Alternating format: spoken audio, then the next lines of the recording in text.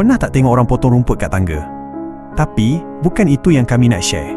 Video ni untuk orang yang nak jimat, tak ada masa nak bersihkan laman dan tak nak bakar duit untuk cantikkan laman rumah dia. Bila baca komen, ada yang mengeluh kata kos pasang rumput tiruan ni mahal. Harga tu sebenarnya ikut bajet dan jenis rumput yang korang mahukan.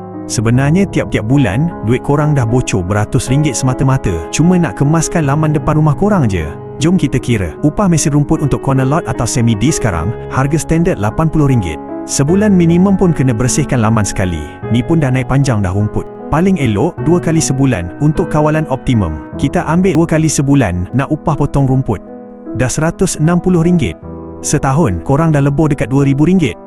Kalau 3 tahun, dekat RM6,000 bos.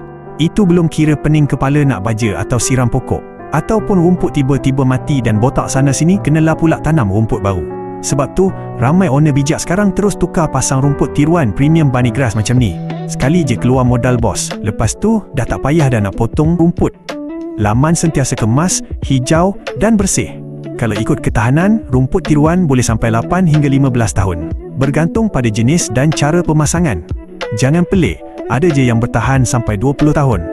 Korang kira je, kalau setahun RM2,000, 10 tahun dah berapa ringgit korang keluar duit untuk maintenance. Sekarang ni, memang tengah bagi harga mampu milik. Korang hello je kami laju-laju.